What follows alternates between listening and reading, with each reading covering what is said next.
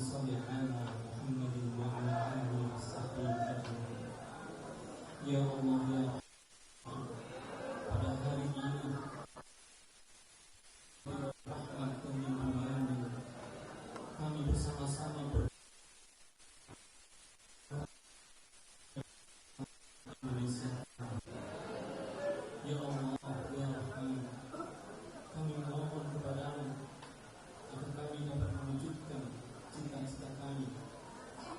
Kami menyadari tidak ada kekuatan pun yang dapat menandingi kekuatanmu, dan kami mengisyati bahwa Engkau tidak akan merubah nasib diri kami kecuali atau sehingga kami sudah yang berupaya untuk merubahnya. Ya Allah ya Latif, agar kami mampu untuk mewujudkan perubahan. Ya Allah ya Rahman, terangilah hati seluruh rakyat Indonesia agar mereka dengan cahaya iman, agar mereka mampu melihat kebenaran, agar mereka mampu mendapat memilih pemimpin yang mampu mewujudkan perubahan, menuju Indonesia yang berdaulat.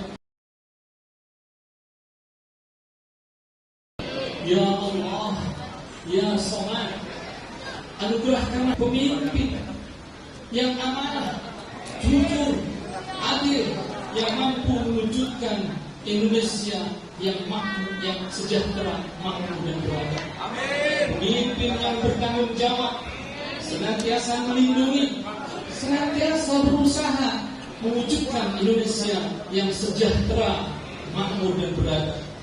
Ya Allah, jauhkanlah kami dari pemimpin yang zalim dan khianat. Ya Allah, pemimpin yang tidak mengerti dengan penderitaan rakyatnya. Ya Allah, jauhkanlah kami dari mereka dan jauhkanlah mereka dari kami. Ya Allah, wujudkanlah, kabulkanlah doa kami. Rabbana atina fid dunya hasanah wa fil akhirati hasanah wa qina adzabannar. Walhamdulillahi rabbil alamin. Semoga doa-doa kita dikabulkan oleh Allah SWT. Assalamualaikum warahmatullahi wabarakatuh.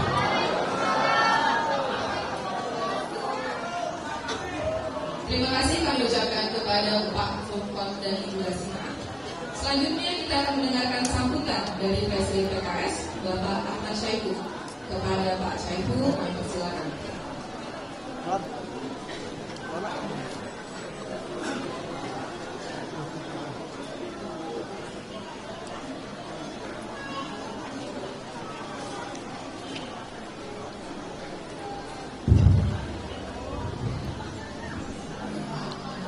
Assalamualaikum warahmatullahi wabarakatuh. Selamat pagi menjelang siang. Salam sejahtera untuk kita semuanya. Alhamdulillahirabbil alamin. Wassalatu wassalamu ala asyrafil anbiya'i wal mursalin sayyidina wa habibina wa syafi'ina wa maulana Muhammadin wa ala alihi wa sahbihi ajma'in. Amma ba'du. Yang sama-sama kita hormati dan kita banggakan dan kita perjuangkan bersama untuk bisa menjadi Presiden Republik Indonesia yaitu Bapak Anies Rashid Baswedan yang hari ini alhamdulillah hadir bersama istri beliau. Terima kasih Bu Ferry.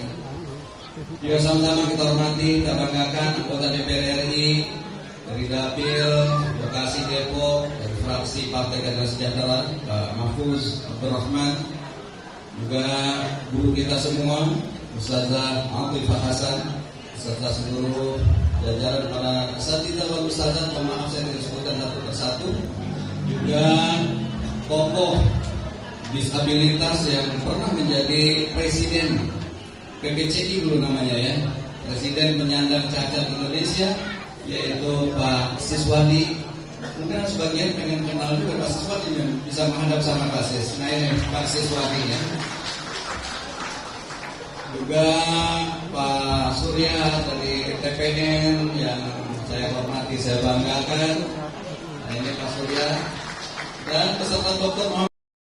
Kita aplaus beliau nih ya. luar biasa ya. Beliau memiliki kemampuan dan Anda sekarang menjadi dosen di beberapa perguruan tinggi. Juga saya hormati, saya banggakan Ketua DPD PKS Kota Bekasi, Pak Heri Koswara serta istri. Sahabat-sahabat sekalian dari berbagai kota di Jabodetabek, ya, stabilitas yang kalian tadi sudah sebagian datang dari hari kemarin. Alhamdulillah, terima kasih sudah datang di tempat ini dan insya Allah bertemu dengan calon presiden yang kita doakan dan kita perjuangkan bisa menjadi presiden di 2024. Bapak Ibu saudara sekalian, saya kira kita berkumpul di tempat ini dalam selain diskusi santai ya, punya tekad yang sama. Betul? Apa tekad yang sama itu? Ingin punya pemimpin baru, ingin punya pemimpin yang memperhatikan seluruh masyarakat, termasuk disabilitas. Betul? Dan PKS mempercayakan itu kepada Pak Anies Rashid Baswedan. Alhamdulillah, koalisi ini diusung oleh PKS, Nasdem, Partai Kebangkitan Bangsa dan juga dari Partai Umat. Mungkin pimpinan-pimpinan juga hadir di tempat ini. Tadi saya ketemu dengan mana dari Partai Umat? Ya ini dari PKB ada hadir, dari Nasdem, nah itu hadir juga. Jadi koalisi ini menyepakati bahwa sosok Pak Anies Rashid Baswedan adalah sosok yang tepat untuk Indonesia ke depan. Saya kira kalau kita mengukir tadi rekam jejak Pak Anies Rashid Baswedan, perhatiannya terhadap disabilitas bisa dilihat dari kinerja beliau saat menjadi Gubernur DKI Jakarta. Kalau kita berjalan di trotoar-trotoar, bagi yang disabilitas merasakan lebih nyaman nggak? Nah, lebih nyaman dan merasa terkunjung karena memang ada jalur yang khusus dipersiapkan untuk disabilitas. Nah, oleh karena itu saya sangat apresiasi dengan Pak Anies yang hari ini visi beliau untuk Indonesia ke depan adalah mewujudkan Indonesia adil makmur untuk semua. Ya. Jadi bukan untuk segelintir masyarakat, bukan hanya untuk oligarki semata, tapi untuk semua masyarakat, termasuk disabilitas juga harus diperlakukan secara adil dan diperlakukan untuk disejahterakan. Begitu ya. Nah, detail-detailnya nanti bagaimana cara Pak Anies untuk mensejahterakan Bapak Ibu saudara sekalian para disabilitas dan kita semua masyarakat Indonesia, tentu dalam diskusi ini mudah-mudahan akan bisa terungkap dan insya Allah berharap pada Bapak Ibu yang mungkin merupakan perwakilan dari seluruh daerah di Jabodetabek dan mungkin ini perwakilan juga untuk disabilitas Indonesia, tolong sampaikan kalau Pak Anies mau menang, sampaikan tadi pesan-pesan Pak Anies, visi-visi Pak Anies kepada saudara-saudara kita semua. Siap? Sehingga yang mengenali visi-visi Pak Anies, obsesi Pak Anies, dan cita-cita Pak Anies bukan yang ada di ruangan ini saja, tetapi insya Allah akan bisa tersampaikan kepada seluruh masyarakat di Indonesia. Ada peluang-peluang berbagai kalangan, khususnya di pedesaan yang baliho Pak Anies masih sedikit. Baliho Pak Anies masih sedikit, tapi mudah-mudahan dengan Bapak Ibu menyuarakan yang kepada saudara-saudara yang ada di berbagai pelosok dunia, pelosok Indonesia, insya Allah ini akan bisa mengenali betul Pak Anies. Saya tadi katakan kenapa pelosok dunia, karena saudara-saudara kita juga yang di berbagai belahan, yang diaspora yang tersebar, juga alhamdulillah banyak yang memberikan dukungan support terhadap Pak Anies Rashid Baswedan. Ya. Di Los Angeles juga akan mendeklarasikan dukungan kepada Rashid Baswedan. Ya. Oke, semangat itu yang kira-kira harus kita tularkan sesama kita sehingga insya Allah takdirkan kemenangan untuk Pak Anies Rashid Baswedan. Tapi kalau Pak Anies juga menang menjadi presiden, tolong juga perjuangkan partai-partai yang mengusung beliau. Kalau partai pengusungnya nggak besar di DPR, maka program Pak Anies nggak akan bisa berjalan dengan baik. Siap? Apa aja partai pengusungnya? PKS. Nah, jadi itu harus diperjuangkan ya semuanya. Cuma kalau mensosialisasikan, jangan suruh coblos empat-empatnya, ya. Coblos yang paling diyakini, nanti jadi suaranya batal, nggak sah ya. Nah, jadi kita terus bersinergi, mudah-mudahan nanti partai-partai pengusungnya besar di DPR dan bisa bersinergi dengan Presiden Republik Indonesia 2024 Pak Anies Rashid Baswedan. Saya kira itu dari saya. Mohon maaf jika ada hal-hal yang kurang berkenan. Wallahu waliyul taufiq wal hidayah. Assalamualaikum warahmatullahi wabarakatuh. Waalaikumsalam warahmatullahi wabarakatuh. Terima kasih banyak kepada Bapak Ahmad Syahiku. Selanjutnya yang sudah dinanti-nanti, paparan atau orasi dari calon presiden kita Bapak Anies Rashid Baswedan untuk masyarakat disabilitas Indonesia. Kepada Pak Anies, dipersilakan.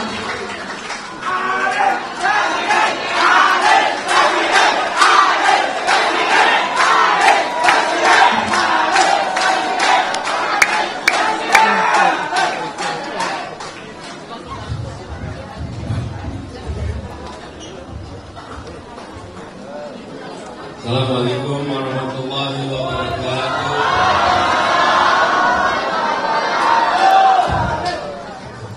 Apa kabar semua? Kelihatannya ruangan ini penuh dengan semangat hari ini. Ya, betul ya. Tepuk tangan sekali lagi buat semuanya.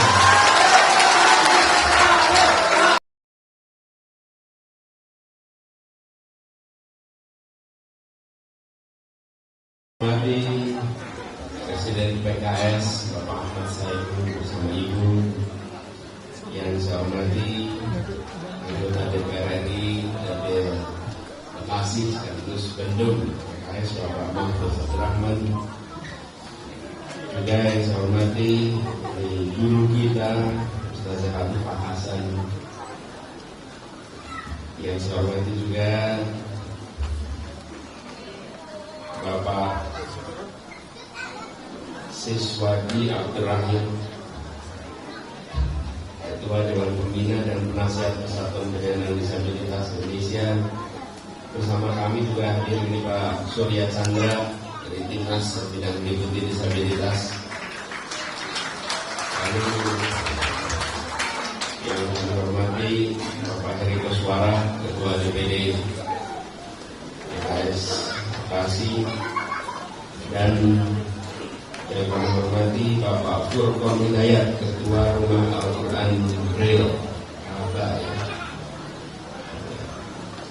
Rumah Al-Quran Braille sekaligus koordinator netra, dan yang saya hormati juga Bapak Dr. Muhammad Fauzi di depan sini. Sahabat kita sini, terima kasih Fauzi, dan semua saja yang mungkin tidak tersebutkan namanya tapi tak mengurangi rasa hormat kepada semua yang hadir di sini. Saya merasa senang sekali pada pagi hari ini bisa berjumpa dengan teman-teman semua para penyandang disabilitas yang dari saat kami turun dari mobil berjalan berjumpa dengan wajah yang ceria, wajah yang menyongsong perubahan. Merasakan sekali. Saya rasa semua yang sama-sama tadi merasakan. Dan ini adalah satu suasana positif. Kita memang ingin menyongsong perubahan ini dengan sukacita. Karena kita insya Allah akan membawa bersama-sama dalam sebuah gerakan untuk Indonesia adil makmur untuk semua. Jangan sampai adil makmur untuk sebagian, untuk semuanya. Dan di dalam ikhtiar melakukan perubahan ini, salah satu hal mendasar yang kita ingin kerjakan adalah memasukkan prinsip keadilan di dalam penyusunan kebijakan. Dan prinsip keadilan itu artinya juga prinsip kesetaraan. Bicara itu yang dibutuhkan oleh para penyandang disabilitas di seluruh Indonesia. Betul tidak? Kesetaraan. Yang dibutuhkan kesetaraan kesempatan, betul. Kesetaraan fasilitas, betul. Itu semua hal mendasar yang kalau itu dikerjakan, kami yakin potensi yang dimiliki akan berkembang dan akan bisa memberikan manfaat bagi dirinya, bagi keluarganya, dan bagi masyarakat.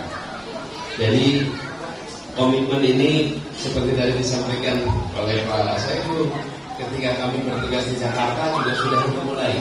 Bahkan kami sampaikan kemarin, begitu bicara kesetaraan, fokus perhatian berikan pada 4 kelompok paling rentan. Kalau 4 kelompok paling rentan ini dibela, difasilitasi, insya Allah yang lain dapat. Siapa mereka? 1, penyandang disabilitas.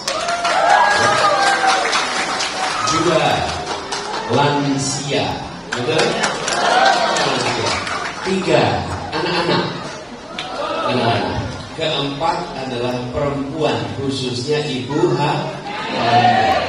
Begitu 4 ini dapat perhatian serius, maka seluruh unsur masyarakat lain insya Allah akan aman. Amannya boleh yang keras.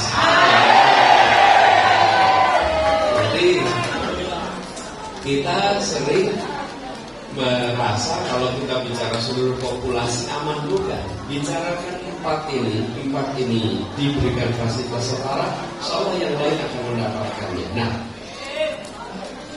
ini pernah kita kerjakan sama-sama di Jakarta. Dan pendekatannya, saya ingin sampaikan kepada semua. Pendekatannya adalah kolaborasi. Kenapa? Karena yang paling tahu tentang kebutuhan bukannya pemerintah, tapi kelompok 4 ini yang paling tahu. Penyandang disabilitas itu yang paling tahu apa yang sesungguhnya dibutuhkan sehingga terjadi kesetaraan. Betul? Saya ingat di tahun 2018 kalau tidak salah, awal-awal kami bertugas itu berjalan dengan teman-teman penyandang disabilitas menyusuri fasilitas-fasilitas yang ada di Jakarta. Wah, itu ketika menyusuri fasilitas dengan membawa jajaran DKI yang mengurusi trotoar, yang mengurusi kendaraan umum, diajak jalan sama-sama. Dan ketika jalan sama-sama, semua merasakan betapa repotnya yang harus dilewati oleh para penyandang disabilitas ketika negara tidak memikirkan fasilitas dari fase rancangan. Karena itu kami berencana ke depan kita harus membuat semacam guideline, buku pegangan untuk membangun fasilitas-fasilitas umum yang ini kemudian jadi pegangan seluruh yang membangun gedung, yang membangun fasilitas agar bisa memberikan kesetaraan fasilitas bagi penyandang. Buku kode itu kami sempat kumpulkan. Apa yang terjadi? Di beberapa kota besar dunia sudah memiliki pegangan itu.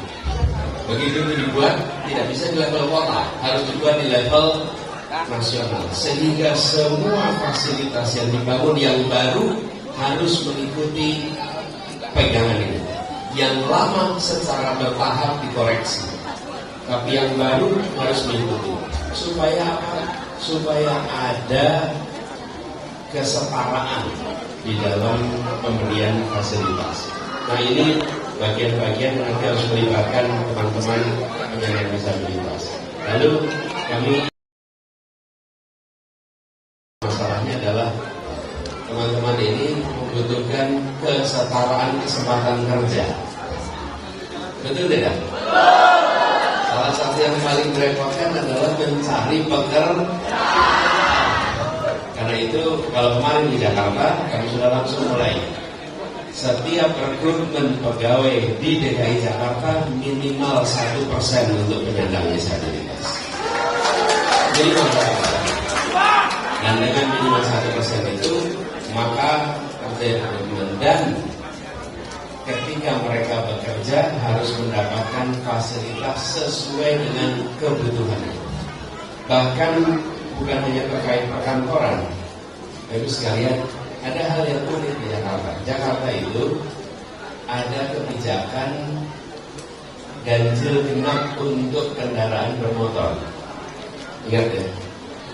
Nah,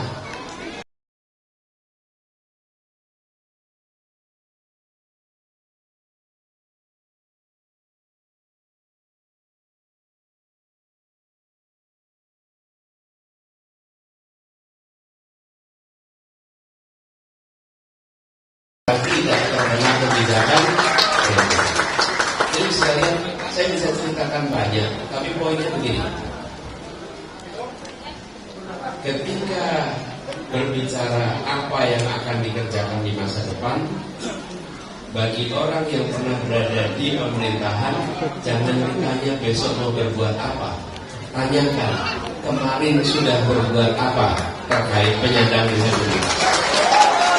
Karena bila kemarin memikirkan, insya Allah besok akan memikirkan.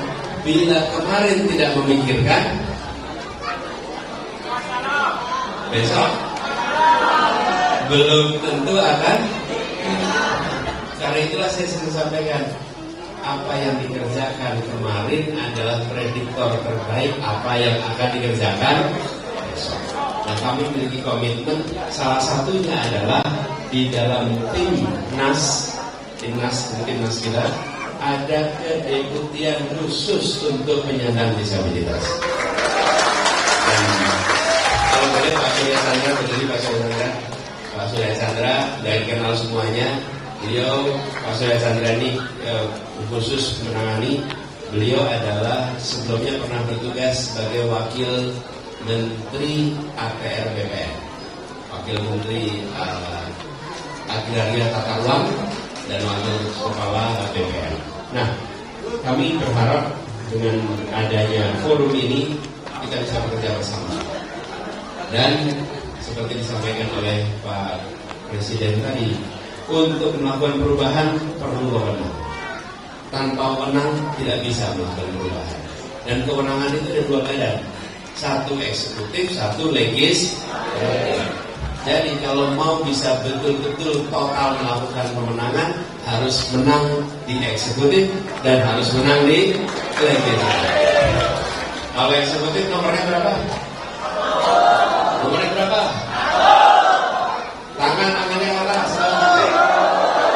Berapa nomornya? Berapa nomornya? Namanya siapa? Jangan amin. Namanya wakilnya. Kita bukan amin, bukan amin. Nanti kalau kita bilang amin itu pada nyari di kertas suara. Si amin itu ada. Namanya Anies, wakilnya singkatannya nomornya berapa? Atas. Partainya apa?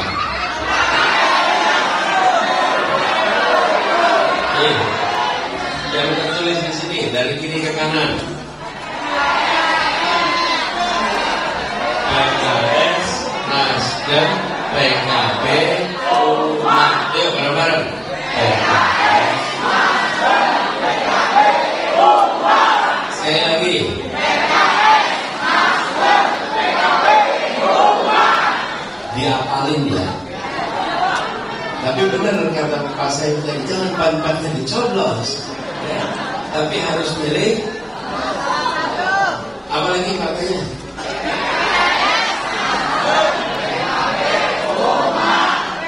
Jadi dengan begitu insya Allah kewenangan bisa dimiliki dan perubahan bisa dilaksanakan.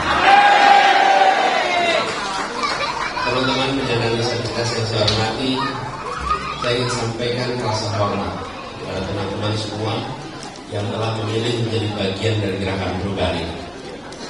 kita tidak mungkin melakukan perubahan tanpa kita mengikhtiarkan. Karena itu saya mengajak kepada semua teman-teman para penyandang disabilitas, jangkau semua, kirimkan pesan bahwa kami serius untuk melakukan perubahan, kami serius tentang soal kesetaraan, dan ini membutuhkan dukungan dari semua. Siap berjuang bersama? Siap menjangkau semua? Siap untuk jangkau tetangga? Jangkau semuanya, karena ini tidak bisa terjadi kalau kita hanya duduk diam. Betul? Jangkau semua, insya Allah nanti kita bisa dorong perubahan. Ya, demikian sambutan dari kami. Terima kasih. Assalamualaikum warahmatullahi wabarakatuh.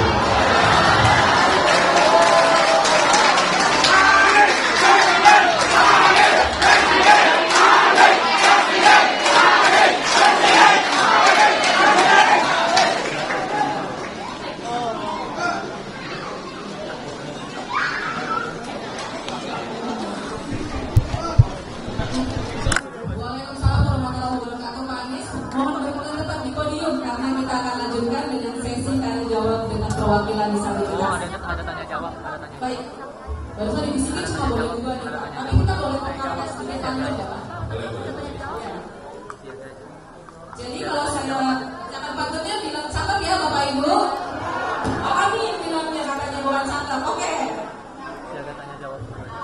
Baik, buah kecapi rasanya manis. Jangan dimakan dengan giginya. Sudah ada Pak Anies, mari kita lanjut bertanya. Baik, tadi ya sudah ada dua orang ya yang ingin bertanya. Satu orang di sebelah situ. Baik, satu, kemudian satunya lagi saya mau boleh satu lagi nih. Tadi dengan disabilitas apa? Tuli, berapa? Satu lagi jangan tuli, dansa atau netra. Netra. Yang tadi udah perempuan, satunya laki-laki, satu lagi yang dansa, buat cadangan ya, cadangan ya. Boleh yang di sebelah sini, boleh yang di sebelah sini. Ya 3 orang, tapi kita lihat waktunya. Baik, langsung saja pertanyaan, nanti dijawab sekaligus oleh Pak Anies begitu sudah selesai. Baik, kita tolong dibantu, mungkin JPG-nya langsung mengisyaratkan. Dari yang netra dulu, tuli dulu, pergi dulu.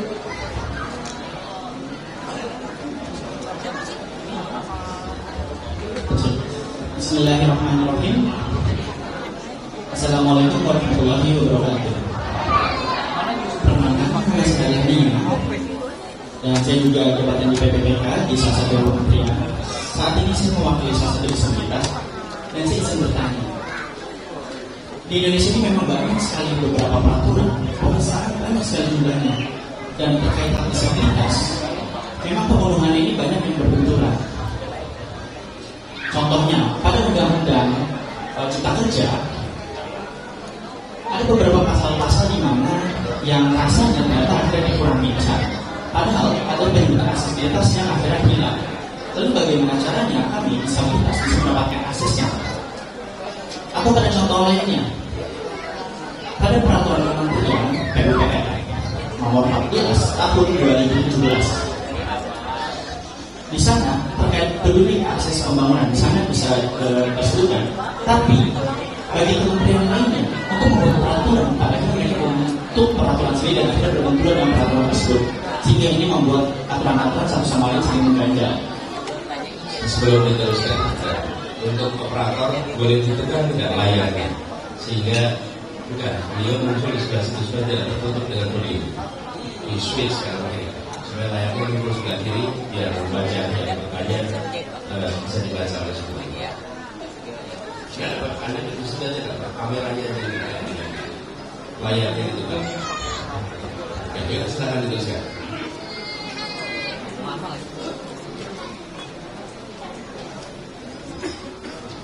Nah, sementara pada program SDGs kita memang fokus pada pembangunan berkelanjutan sementara target pada tahun 2030. Dan kita lihat jika dibandingkan dengan perwakilan dari tiap peraturan berbenturan ini, bagaimana tanggapan dari Bapak Anies Rashid Baswedan terkait peraturan yang berbenturan sementara satu ini Bapak berbenturan juga dengan target pembangunan berkelanjutan tadi. Dan yang kedua, kalau Satu seandainya pertanyaan aja boleh ya? Satu pertanyaan aja. Ya, baik, terima kasih. baik itu saja. Ya, terima kasih kita berikan pesanan dari selanjutnya bisa diberikan kepada yang netral.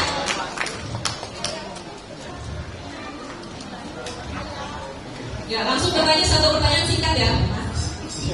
Siap. Jadi tidak ada pertanyaan baik dan buruk. Iya. Yang ada panjang atau pendek. Langsung saja ya, Pak Anies. Assalamualaikum warahmatullahi wabarakatuh. Salam sejahtera untuk kita semua. Saya Pak Ridho. Ada poin yang mungkin menjadi catatan ketika sektor formal kesempatan kerja itu tidak diberikan kepada netra. Nah, di sini mayoritas netra itu banyak yang bekerjanya massas. Kemudian pedagang itu dagang UMKM. Nah, sejauh mana Bapak nanti melindungi dengan pasal 11 Undang-Undang Nomor 8 2016 mengenai perlindungan kewirausahaan dan juga penjaminan bagaimana simpan pinjam koperasi yang akan dilakukan apabila Bapak akan terpilih menjadi presiden. Saya kira banyak kebijakan program yang ada itu menjadi asal Bapak senang laporannya.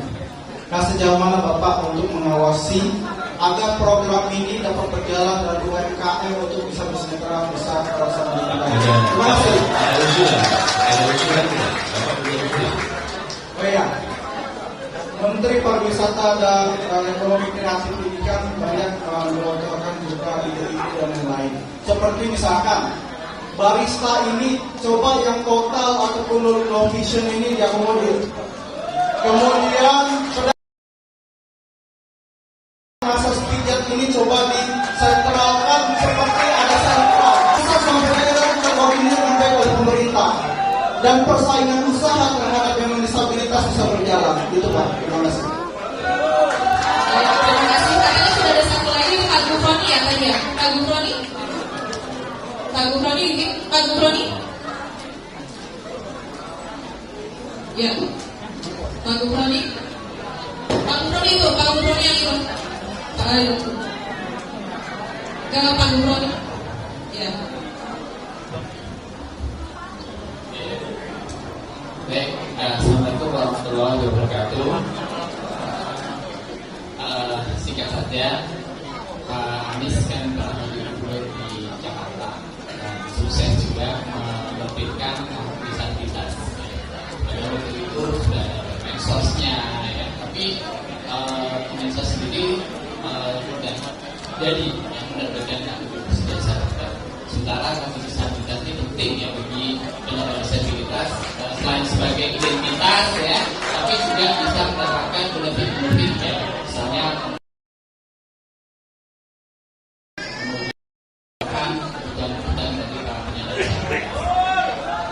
Bagaimana nanti kalau Pak Anies jadi presiden, praktek baik yang ada di Jakarta itu bisa diimplementasikan di seluruh Indonesia. Terima kasih. Baik, terima kasih. Itu tadi sudah 3 pertanyaan Pak, berkenan untuk langsung dijawab. Terima kasih. Pertama, yang terkait peraturan. Di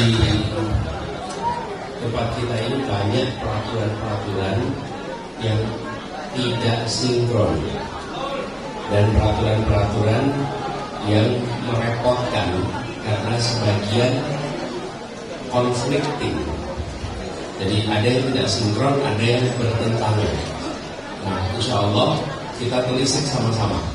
Jadi kalau perlu nanti kita membuat semacam task force, tim kecil, Kumham dengan penyandang disabilitas mereview peraturan-peraturan yang merepotkan karena ada tidak sinkron dan ada conflicting, lalu nanti disinkronkan sehingga dia menjadi kebijakan yang memberikan kepastian.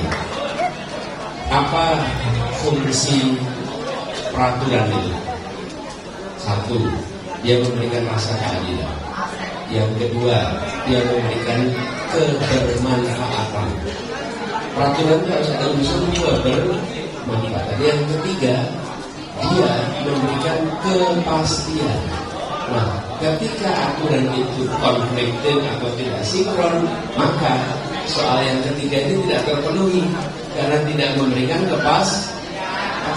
Juga seperti kepastian, jangan sampai peraturan ada malah memunculkan ketidakpastian. Disitulah pentingnya sinkronisasi. Jadi yang tadi disampaikan, sesungguhnya ini PR bukan hanya untuk penyandang disabilitas, banyak program-program kebijakan-kebijakan kita di berbagai sektor yang sifatnya konflikting atau tidak sinkron. Ini nanti kita bahas bersama. Nah, tadi saya katakan di awal soal partisipasi, pendekatannya kolaborasi. Jadi sama yang kedua tadi namanya siapa?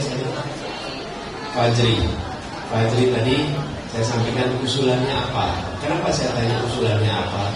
Karena solusi yang diberikan tidak boleh solusi dari pemegang kewenangan. Betul tidak? Punya kewenangan bukan berarti punya pengetahuan. Betul?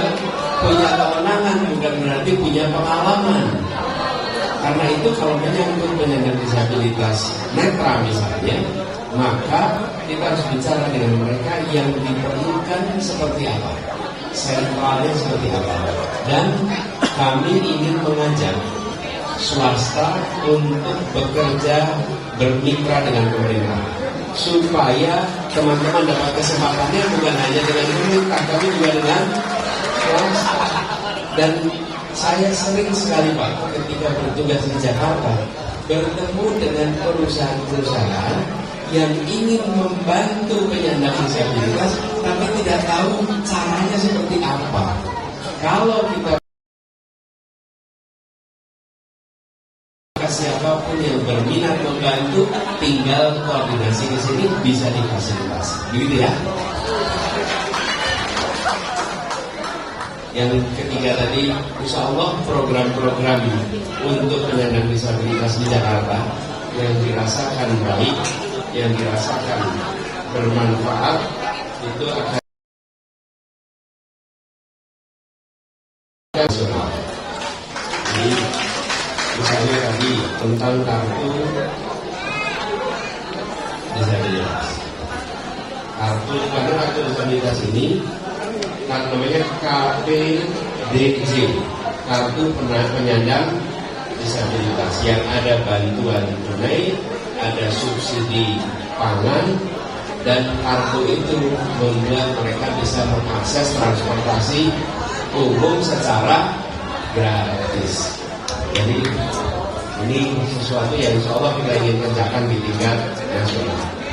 Kemudian alat bantu bagi penyandang disabilitas. Alat bantu inilah kenapa kemitraan dengan swasta itu penting, karena banyak juga yang mau terlibat di sini. Dan kemudian tempat tinggal, program-program perumahan yang ramah dengan disabilitas.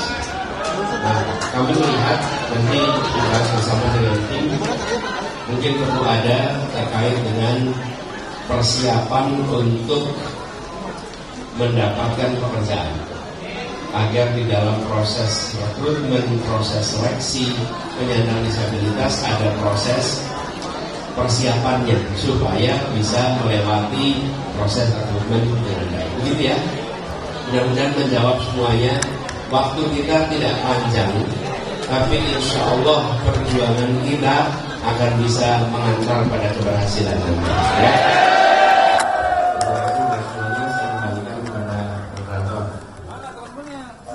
Terima kasih tepuk tangan buat semuanya.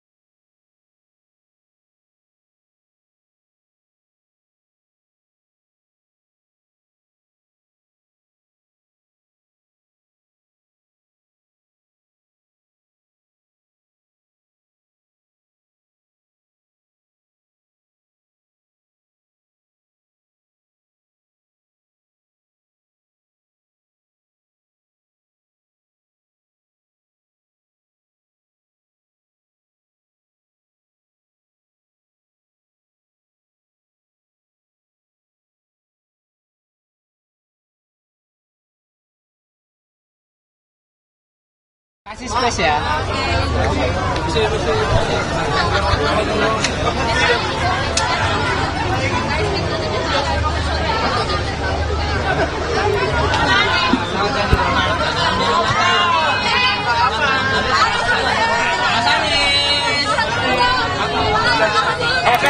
Dorong. Mas Anies satu. Tarik. Dorong. Dorong kamera kanan. Duduk aja. Oke, siap.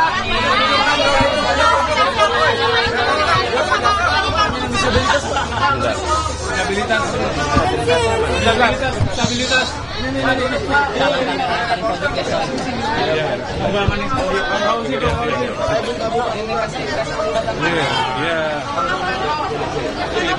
Ya. Ini hati-hati. Ada lagi. Bang, ya pakai topi. Misalnya kan ada yang diserap Boleh.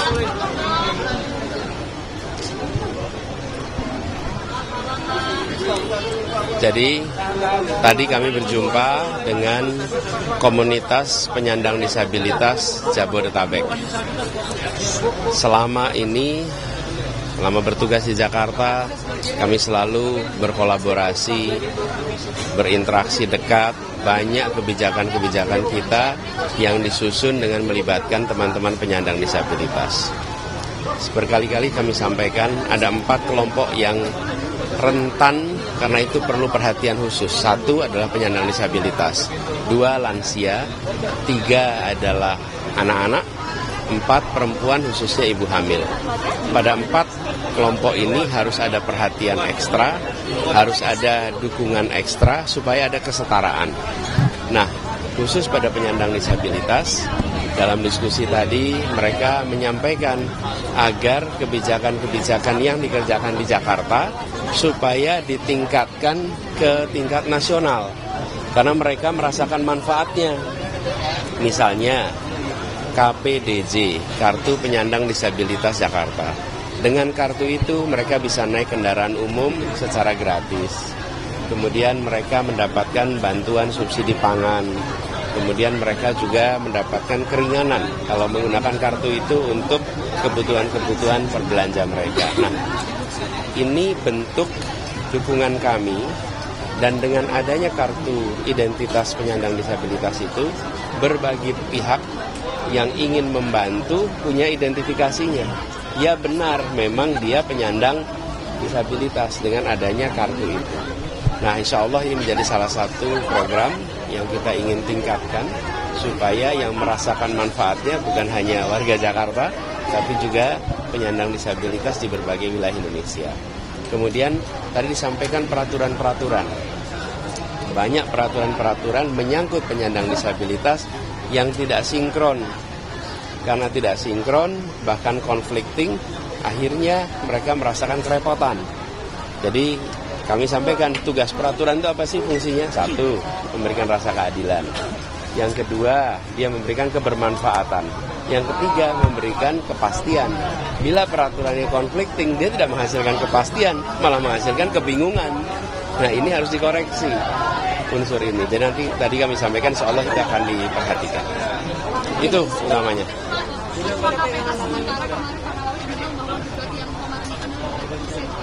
Berniat ingin mengundang 3 calon Anies yang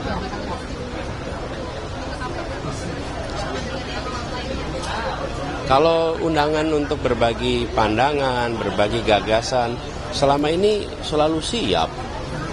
Boleh dicek aja, ada undangan yang kita nggak datang, selalu datang. Apalagi kalau yang mengundang adalah KPK. Dan kami berharap dengan begitu pimpinan KPK berkomitmen menjunjung tinggi etika.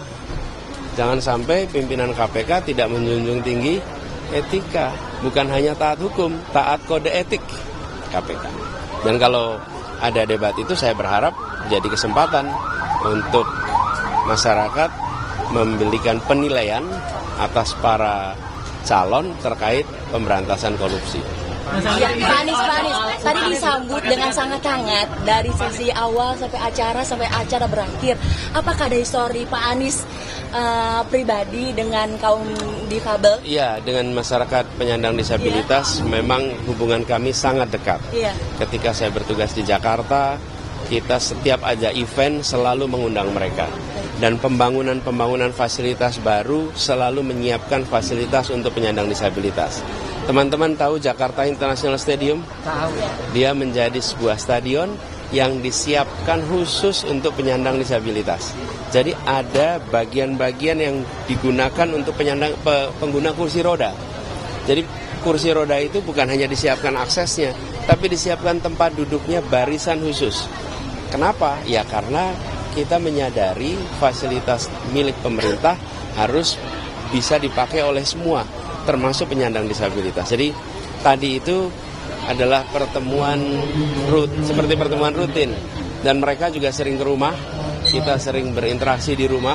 Jadi dengan penyandang disabilitas itu bukan sesuatu yang baru, tapi sesuatu yang kita sudah kerjakan bertahun-tahun. Mas Anies, Mas debat kemarin itu sempat disinggung masalah utang budi Mas soal saat menjadi gubernur waktu itu, dan Mas menegaskan bahwa itu sudah selesai. Berarti selama Mas menjabat selama 5 tahun itu, saat itu disinggung lagi oleh Pak Prabowo, berarti Mas menganggap bahwa selama masa jabatan 5 tahun semua janji sudah selesai. Penegasan saja. Dan itu tidak berutang budi pada Pak Prabowo yang mengusung Anda, karena kemarin sempat disinggung-singgung juga saat debat. Aspirasi warga Jakarta adalah menghadirkan keadilan. Dan itu yang diperjuangkan, dan itu yang dilaksanakan. Alhamdulillah aspirasi itu sudah ditunaikan, dan kita bersyukur bahwa semua tanggung jawab di Jakarta telah tuntas. Apa yang mendorong Pak Anies menaruh perhatian terhadap disabilitas di dalam rancangan kebijakan Pak Anies Presiden? Begini, masyarakat Indonesia itu bervariasi, termasuk penyandang disabilitas, lansia. Bila mereka mendapat perhatian, maka insya Allah yang lain aman. Baik. Pak Anies menunjukkan dalam debat cawapres tersebut. Bagaimana tanggapan Pak Anies? Salah satu lawannya yaitu Mahfud MD juga bilang lawan terberatnya adalah Gus Imin. Itu gimana? Debat itu kan sesungguhnya bukan lawan ya. Ini kan sebuah kesempatan untuk menyampaikan gagasan, menyampaikan pikiran, dan persiapan untuk debat itu bukan persiapan belajar 2 jam, 3 jam. Persiapannya adalah perjalanan karirnya. Karena semua yang nanti akan ditanyakan di dalam acara debat nanti itu menjawabnya bekalnya perjalanan karir, bukan apalan. Nggak tahu juga akan ditanya apa. Jadi kalau Pak Mahfud tadi menyampaikan begitu, ya kami terima kasih, karena memang Gus Imin itu adalah cawapres yang memiliki kompetensi yang lengkap, dan cawapres yang bukan muncul mendadak. Ini cawapres yang sudah menjadi bagian dari perjuangan sejak muda. Jadi ketika beliau muda, aktif di mahasiswa, jadi ketua pergerakan mahasiswa Islam Indonesia, ketua nasional pula. Walaupun beliau berasal dari keluarga yang sangat dihormati di kalangan Nahdlatul Ulama, tapi beliau tidak lompat mendadak langsung posisinya tinggi, berjuang dari bawah sejak mahasiswa sampai sekarang. Jadi kalau sekarang dipandang mumpuni, ya memang sudah teruji. Terujinya oleh siapa? Oleh waktu, oleh tantangan, dengan keuletan yang dilewatinya. Jadi saya bangga sekali dengan pasangan saya, Gus Imin, dan saya tidak ada keraguan sedikit pun bahwa Gus Imin akan nanti dipandang oleh publik sebagaimana perjalanan karirnya selama ini. Soal juga ordal gitu, beberapa kali ada singgih sejak debat, bahkan beberapa kali kampanye. Sebetulnya Anda menyasar siapa dalam kasus apa sih? Ini ordal, ini fenomena yang terjadi di seluruh Indonesia.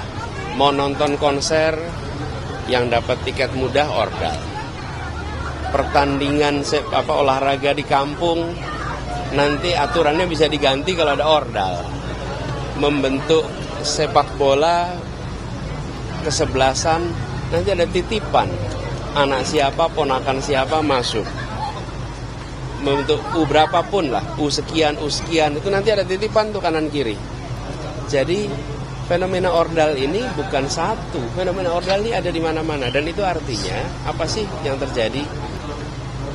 Ordal membuat orang tak berprestasi mendapatkan posisi.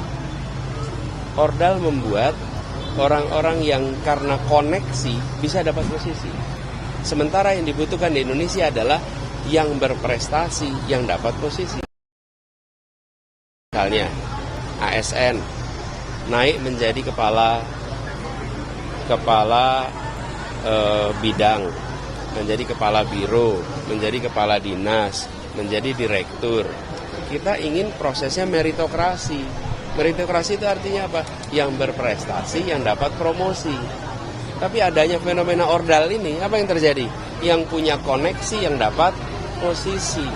Di TNI, di polisi, kita menyaksikan bagaimana fenomena meritokrasi ini tergeser. Sehingga yang punya koneksi yang dapat posisi, yang punya koneksi yang dapat promosi. Nah, praktek seperti itu tidak pantas terjadi lagi dan harus dihentikan. Menghentikannya dari mana? Dari puncak. Kalau yang puncak berhenti mempraktekkan, maka ke bawah mereka bilang, ya negeri ini diatur pakai prestasi, pakai meritokrasi.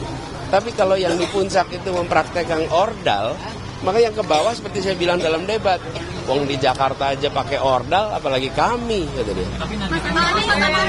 Ya, gitu ya, cukup. Ya. Jumatan ya teman-teman. Yuk, biar sini Pak. Pak Anies kemarin itu